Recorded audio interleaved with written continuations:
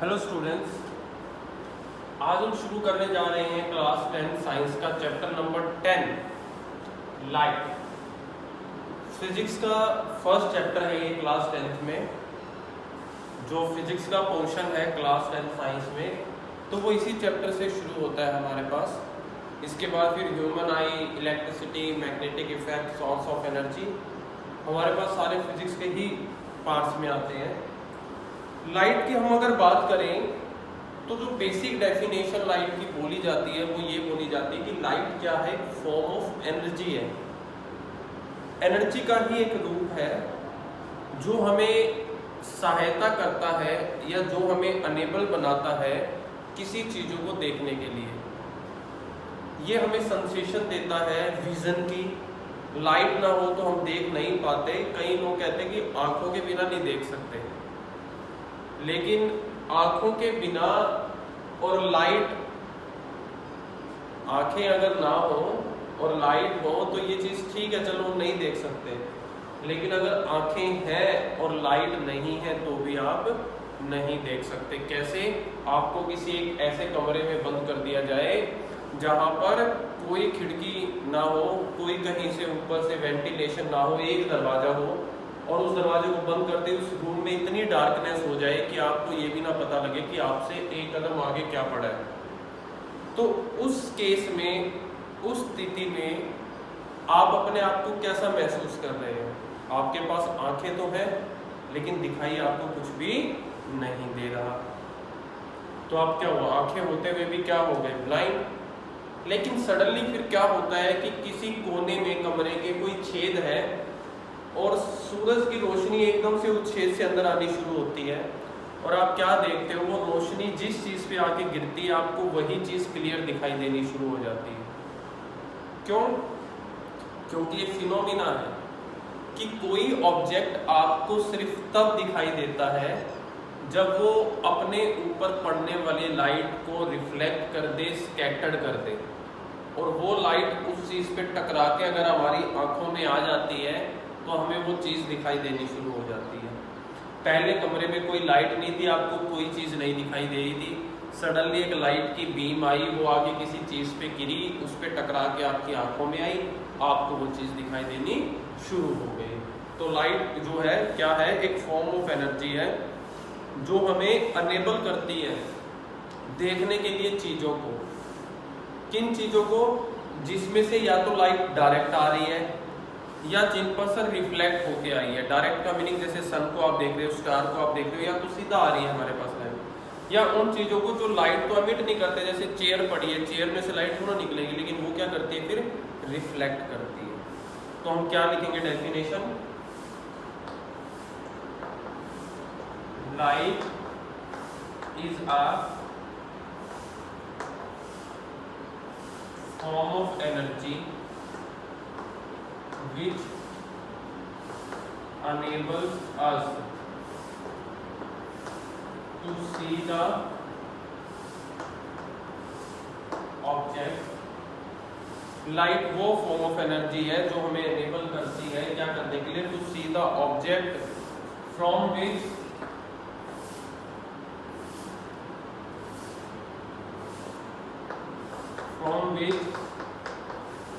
It comes, जिनमें से वो आई है, या और from which it is reflected, या जहां से वो रिफ्लेक्ट हुई। उन चीजों को देखने के लिए लाइट भी क्या करती है? हमें हेल्प करती है। इस डेफिनेशन से दो चीजें हमारे पास आ रही है। देखो, एक तो वो चीजें हैं जिनमें से लाइट आ रही है, एक वो जो अपने में से लाइट तो नहीं निकालते लेकिन क्या करते हैं? रिफ्लेक्ट करते हैं वो। तो इस तरीके से हम जो जितनी भी चीजें हमारे सराउंडिंग में हैं उनको दो कैटेगरीज में बांट देते हैं। पहली कैटेगरी आ जाती है आपके पास ल्यूमिनस ऑब्जेक्ट। ल्यूमिनस ऑब्जेक्ट की कैटेगरी में हम उनको डालते हैं जो अपनी लाइट निकालते हैं, जिनके पास अपनी लाइट है। जैसे कोई आग जल रही है, फायर है, वो ल्यूमिनस में आता है क्योंकि उसकी अपनी रोशनी है। सन है, स्टार है, कैंडल है, बल्ब है, टॉर्च है, ट्यूबलाइट है, इन सब की अपनी लाइट है। तो इनको हमने किस में रखा? ल्यूमिनस ऑब्जेक्ट में रखा, क्योंकि इनमें से लाइट को रिफ्लेक्ट होकर आने की जरूरत नहीं पड़ती, लाइट डायरेक्ट इनमें से आ रही है। तो आप क्या लिखोगे? The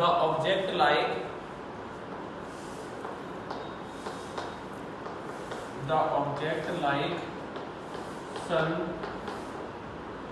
star, torch, fire, tubelight, candle और इलेक्ट्रिक बल्ब एक्सेट्रा। देखो बड़े सारे एग्जांपल हमने यहाँ पर दे दिए। ये वो है which emits their own light are called luminous object। ये वो हैं जिनकी अपनी लाइट होती है। एमिट्स का मीनिंग निकालना, ओन मीन्स अपनी लाइट निकालते हैं, उन्हें हम क्या बोलते हैं? Luminous object. और दूसरी कैटेगरी जो बनती है इससे अपोजिट, वो क्या होगी फिर?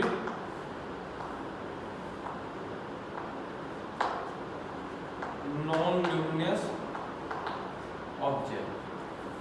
ये वो होते हैं जो अपनी लाइट नहीं निकालते, इनकी अपनी लाइट नहीं होती, पर अपने ऊपर पड़ने वाली लाइट को क्या करते हैं? रिफ्लेक्ट करते हैं, स्कैटर करते हैं, जिसकी वजह से वो आंखें, वो जो स्कैटर्ड और रिफ्लेक्टेड लाइट हमारी आंखों में गिरती है और हमें ये चीज दिखाई देनी शुरू हो जाती है। तो इनमें लिखेंगे दोज ऑब्जेक्ट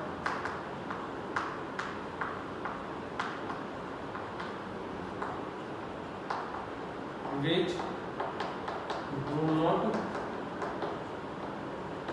emit light, वो जो लाइट को एमिट नहीं करते,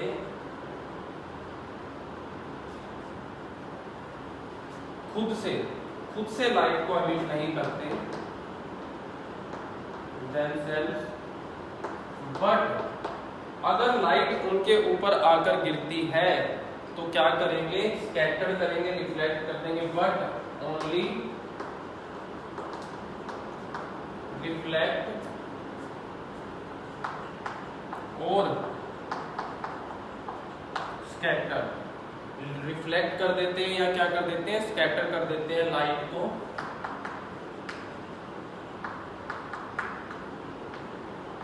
which falls on them।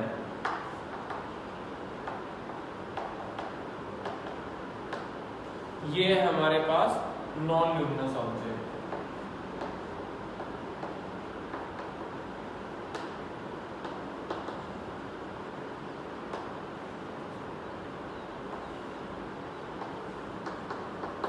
इन्हें हम नॉन ल्यूमिनस ऑब्जेक्ट कहते हैं। तो ये था हमारे पास लाइट के बारे में, लाइट से रिलेटेड चीजें। अब हम बात करेंगे बीम के बारे में कि लाइट की बीम क्या होगी, कैसी होगी, कितने टाइप्स की होगी, वो देखिए।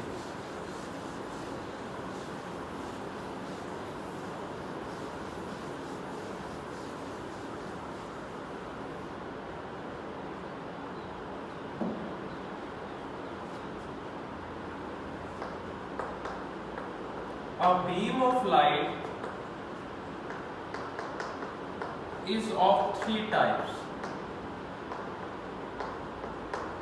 लाइट की जो बीम आती है वो 3 टाइप की होती है हमारे पास। एक एक करके हम डिस्कस करते हैं। देखिए पहली है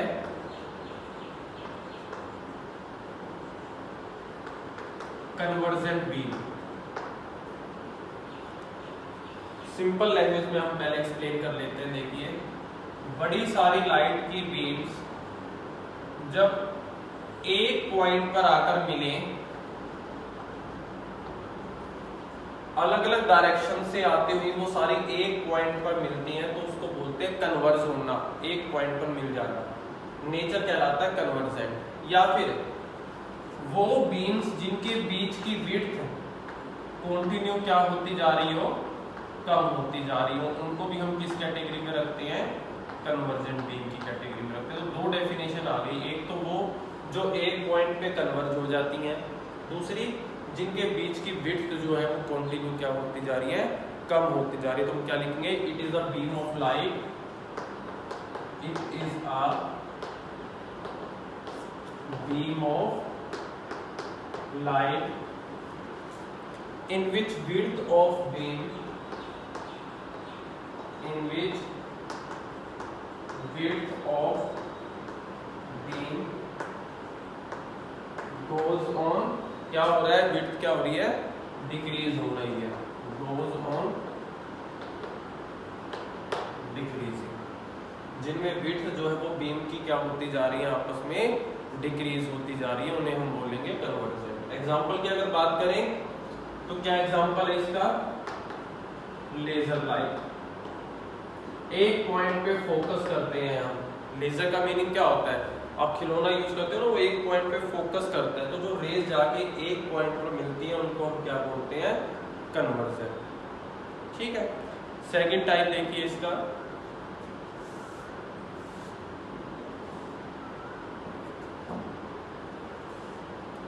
सेकंड है हमारे पास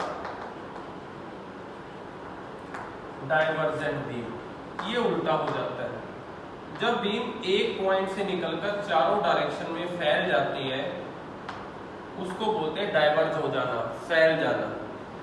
इसमें उनके बीच की विड्थ जो है वो क्या हो रही है, कंटिन्यू इंक्रीज होती जा रही है, बढ़ती जा रही है। तो यहां आप क्या लिखोगे, it is a beam of light in which width of beam goes on increasing। और इसके एग्जांपल में क्या आ जाता है, टॉर्च लाइट। टॉर्च ऐसी तो होती है, आप जैसे टॉर्च को ऑन करते हो तो उस फेस में से लाइट सारी डायरेक्शन में क्या हो जाती है, फैल जाती है। तो इसको हम बोलते हैं डाइवर्जेंट बीम, जिसमें जो विड्थ है वो कंटिन्यू क्या होती जा रही है, इंक्रीज होती जा रही है। थर्ड कैटेगरी हमारे पास आ जाती है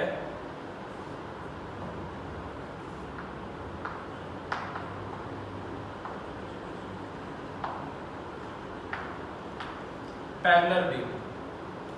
वो जिनके बीच की विड्थ हमेशा सेम रहेंगी, जैसे ये जो पैरेलल लाइट होती है, जितनी विड्थ यहाँ पर उतनी ही विड्थ यहाँ पर, उतनी ही विड्थ यहाँ पर, जिनके बीच की विड्थ चेंज नहीं होती उन्हें हम क्या बोलते हैं, पैरेलल बीम बोलते हैं। तो हम लिखेंगे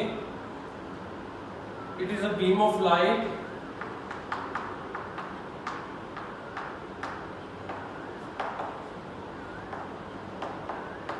इन विच विड्थ रिमेन्स सेम, जिसमें विड्थ क्या रहती है, सेम रहती है। और या फिर हम कह सकते हैं जिसमें बीम जो है एक दूसरे के पैरेलल होती हैं। और एग्जांपल में क्या एग्जांपल है, जिसमें से निकलने वाली रेज पैरेलल होती हैं, तो आंसर इज सन रेज। सन में से निकलने वाली जो रेज होती हैं वो हमेशा क्या होती है, पैरेलल होती हैं। छोटी क्लासेस में एक होता है थोड़ा सा कि आप जब सन का डायग्राम बनाते हो तो आप कुछ ऐसा बनाते हो कि ये सन है, इसमें से निकलने वाली जो रेज है आप इस तरीके से बनाते हो।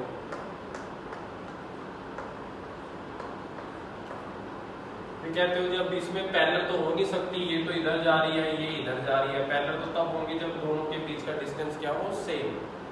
तो हो सकता है कि क्या सच में ही ऐसी रेज निकलती हो, तो अगर ऐसा है तो हमने उनको पैरेलल क्यों कहा। पैरेलल किसी चीज को कब कहा जाता है, अगर आप मैथ्स करते हो तो एक दो लाइंस को पैरेलल तब कहा जाता है जब उनके बीच में एंगल कितना होता है, 0।